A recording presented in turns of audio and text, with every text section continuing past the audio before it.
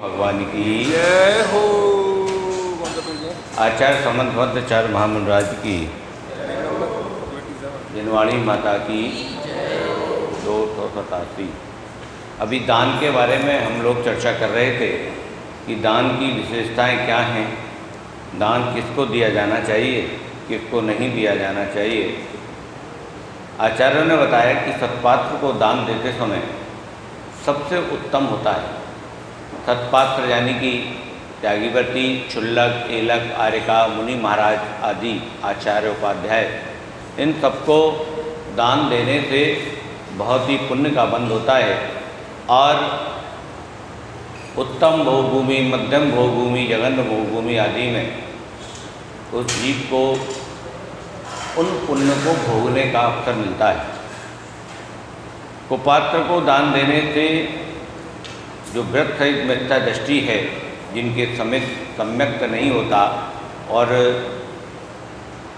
वे कुपात्र हैं, मिथ्या दृष्टि या कुलिंगी साधु कुपात्र हैं। ऐसे साधु जो भगवा वस्त्र पहन लेते हैं, राख आदि लपेट लेते हैं, बड़ी बड़ी जटाएं रख लेते हैं, अपने को साधु कहते हैं। साधु किसी रूप में ऐसा वेशभूषा दुनिया से अलग बना लेते हैं और हमारे मानस पटल पर अंकित हो गया है कि वो साधु हैं।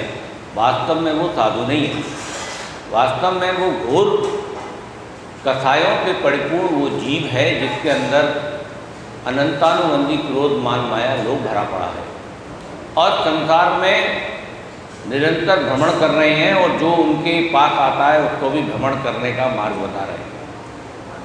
ना तो उनके पास सम्यक है, ना किसी प्रकार का कोई ज्ञान है, ना कोई लिपिबद्ध है।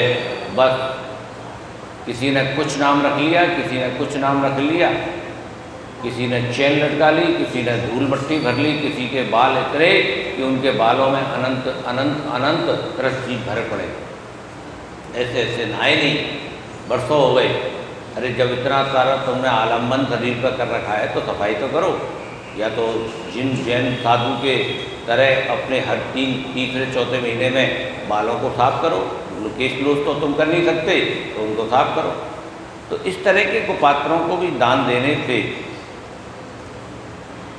उनको भूखा है ये सोच के कुछ दे दो खाने को, लेकिन ये सोच के मत दो ये साधु है और मैं साधु को दान दे दूँ। एक सहायता कर सकते हो, एक अभय दान, करुणा दान उसके प्रति आप रख सकते हो, लेकिन ऐसा सोच के कि ये साधु है इसलिए मैं इसको दान दे रहा हूँ, ऐसा भाव मत लाना, नहीं तो कुबो भूमि में जाना पड़ेगा। ऐसे ही जो अपात्र होते हैं, बहुत से लोग ऐसे होते हैं कि इस तरह का, उनको भैरूपिया भी बोलते हैं, कि लंगड़ा के चल रहे हैं, अपनी कुछ रंग से अपने खून वून लगा लिया, भ्रमित कर दिया कि हम बहुत दुखी हैं, परेशान हैं, और जहाँ उसने 100, 200, 300 रुपये इकट्ठे किए और पहुँच गया, कहाँ पहुँच जाएगा? ठेके पे, तो सीधा वहीं जाएगा और कहीं नहीं जाएगा। हाँ, थोड़ी दूर तक तो लंगड़ा के चलेंगे और जैसे ही बस्तियाँ खत्म हुई वो परफेक्ट शरीर हो जाता है, ऐसी वृद्धि होती है। हाँ, तो ऐसे लोगों को आपको देखना चाहिए कि आपके द्वारा दिया गया धन से कहीं वो कुछ अहित तो नहीं कर रहा, कुछ अनर्थ तो नहीं कर रहा, कुछ ऐसी क्रिया तो नहीं कर रहा कि वो कुछ ऐसी क्रिया करे तो उसका फल हमें भी भोगना पड़े। अपात्र भूखे प्यासे को दान, कुपात्र अपात्र को पात्र बुद्धि से दान देना निषिद्ध है, लेकिन करना बुद्धि से सुख दूर करने के भाव से उन्हें दान देना निषिद्ध नहीं है। पात्र बुद्धि से दान मत दो उन्हें, ये सोच के दान मत दो कि ये साधु संत है इसलिए दान दे रहा हूँ, तो लगेगा दोष। और ये सोच के दान देना कि ये बेचारा भूखा है और एक इंसानियत के नाते मैं इसकी मदद कर रहा हूँ कि ये भूख से नहीं मरे, तो इसलिए मैं इसकी मदद कर रहा हूँ। तो हाँ, वो कल पढ़ लिया था, तो आज रिपीट किया है। तो दान देना निश्चित है। गरीबों और भूख प्यास, ठंडी गर्मी, रोग आदि से दुखी प्राणियों को करुणा बुद्धि से दान दिया जाता है, परंतु पात्र को जाति, कुल, आचरण, परिणाम आदि जानकर विचार पूर्वक यथायोग दान करना अपेक्षित है। शराबी, भंगेड़ी, ज्वारी आदि को रुपया पैसा नहीं देना चाहिए। अधिक करुणा आवे तो खाना, वस्त्र, औषधि देना चाहिए। यदि आपको दिख जाए कि ये बहुत ज़्यादा नशाखोर व्यक्ति है, तो ऐसे व्यक्ति को पैसा नहीं देना चाहिए। भूख लग रही है तो भैया तू कुछ खा पी ले, अगर तू भूखा है तो इतना करुणा कर सकते हो कर, लेकिन पात्र बुद्धि से उसको दान नहीं दे सकते। सत्पात्र को यथाशक्ति दान देना गृहस्थ का कर्तव्य है। जो केवल धन संग्रह करता है, उत्तम मध्यम जघन पात्रों को दान नहीं देता, उसका मन पर्याय में जन्म लेना व्यर्थ है। मैं भी बता रहा था उसको, अंकित चला गया कि मंदिर के पास घर मिलना, कोठी मिलना, मकान मिलना, ये बहुत पुण्य की वजह से होता है। लेकिन उसके बाद भी साधु संतों का चौका नहीं लगाना, ये यूँ समझ लो कि हम अपने भाग्य के दरवाज़ों को बंद कर रहे हैं। भगवान का अभिषेक नहीं करना, मंदिर के बिल्कुल सामने घर है लेकिन भगवान का अभिषेक करने नहीं आ रहे हैं, तो इसका मतलब आगे वाले भवों में आप इसके पात्र नहीं होने वाले हो कि भगवान के मंदिर के पास आपको रहने के लिए मकान मिले। बहुत पुण्य से ये सब क्रियाएँ होती हैं। नहीं, लोग तरसते रहते हैं दर्शन के लिए और भगवान के दर्शन नहीं हो पाते, लेकिन पुण्य के योग से यदि हमारी कोठी या मकान भगवान के मंदिर के अड़ोस पड़ोस में है तो हमें भगवान का अभिषेक, पूजन और साधु संतों के चौके सबसे पहले लगाने चाहिए। ये हमारा कर्तव्य है, अनिवार्य है। यदि हम ऐसा नहीं करते तो हम अपने कर्तव्यों का पालन नहीं कर रहे हैं। दाता के 7 गुण कौन कौन से बताए, कौन कौन किसको गुण दान देना चाहिए? श्रद्धा पूर्वक देना, शक्ति अनुसार देना, आलस्य नहीं करना, पात्र के गुणों में भक्ति करना, दान देने के क्रम का ज्ञान होना, दान देने में लोभ नहीं होना, सहनशील होना, उत्तम द्रव्य देना। यानी कि महाराज जी को चौका लगाओ और उनको आहार के लिए प्रदान करो तो पूरी भक्ति के साथ, नवदा भक्ति के साथ उनका आह्वान करो और शक्ति के अनुसार जैसी आपकी शक्ति है अच्छे से अच्छा आहार कराओ।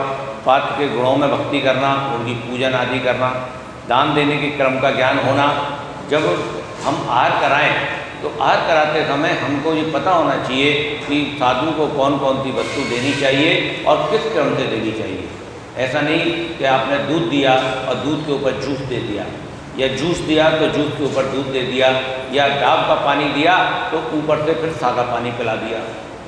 ये सारी चीज़ों का ध्यान रखना चाहिए कि कौन सी वस्तु देनी चाहिए और किस मौसम में क्या देना चाहिए। बरसातों में मठा, छाछ आदि देना, इस तरह से तली हुई ज़्यादा वस्तुएं, ज़्यादा मसाले की वस्तुएं ना देना।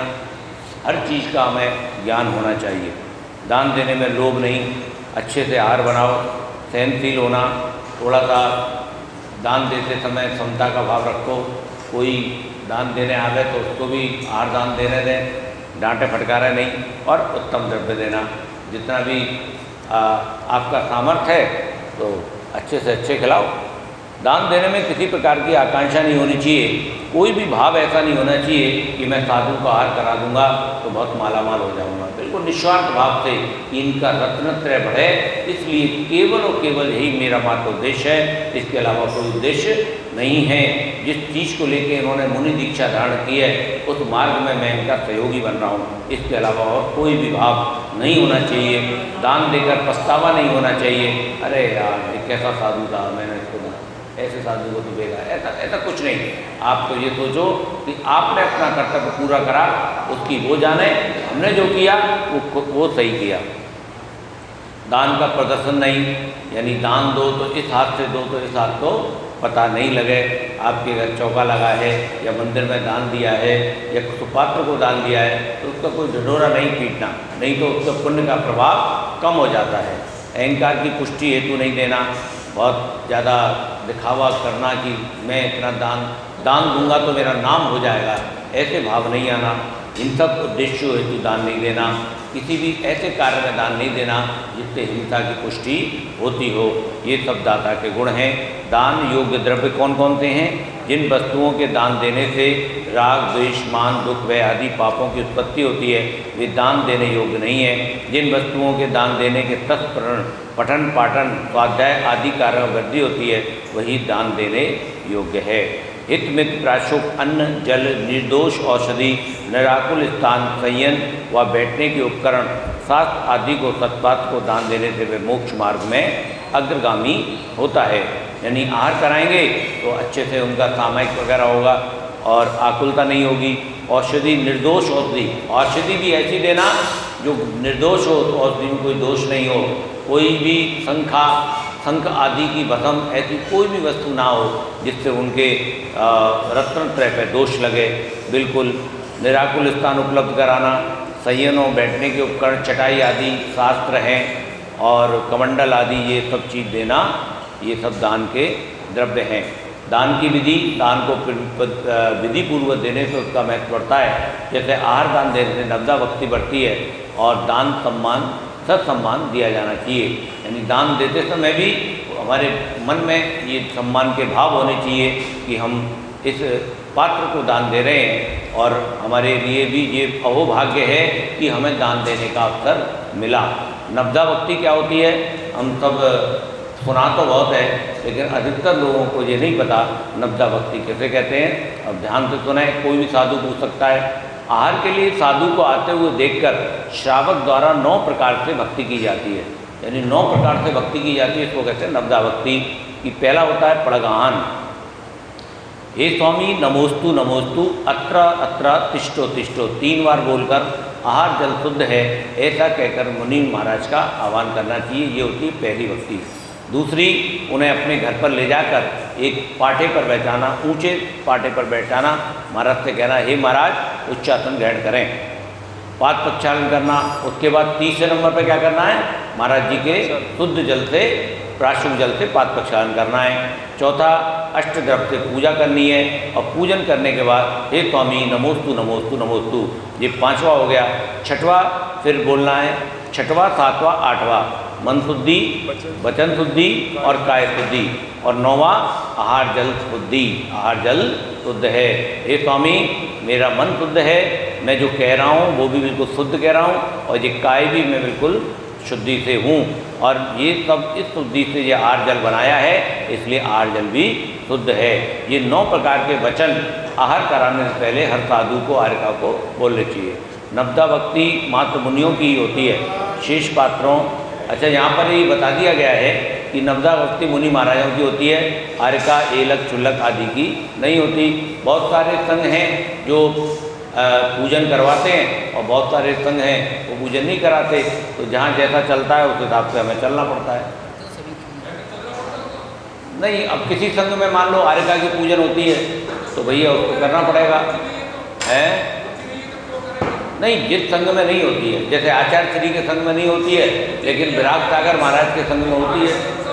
अरे बहस का मुद्दा नहीं है, बहस का मुद्दा नहीं है। मैंने पहले ही कहा जिस संघों में होती है वहाँ होती है, जिन संघों में नहीं होती वहाँ नहीं होती है। बात खत्म। होती है तो कर दो, नहीं होती तो मत करो। नहीं तो तुम्हारे चौक में तो उठ के आ जाएंगे, या पहले से बात करके ले जाओ कि माता जी हम पूजा नहीं करेंगे, आप देख लो। तो ये ऐसा है ना कि घर ले जाकर फिर उनको लौटाना उचित नहीं है।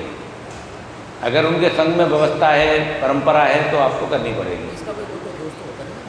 दोष कुछ नहीं होता, दोष क्या होता है भाई? उनको भी आर्यका भी जो है पंच परमेष्टि में तो नहीं है, लेकिन श्रेष्ठतम सावक तो है। अब इसमें अलग अलग विचार हैं, बहुत ज़्यादा घुसने की ज़रूरत नहीं है, बहुत ज़्यादा दिमाग लगाने की ज़रूरत नहीं है। आपको होता है तो करो, नहीं होता है तो मत लगाओ, सीधी बात है। तो यहाँ पर ये दान का विवेचन हमारे जीवन में आया। बोले शांतिनाथ भगवान की। कल से हम मार्गणा पढ़ेंगे, कोई बात नहीं, सब फ्री हो गए। कल से हम मार्गणा पढ़ेंगे कि मार्गणा क्या होता है, यानी गति। मार्गणा का अर्थ खोजना या अन्वेषण करना है, जिन भावों के द्वारा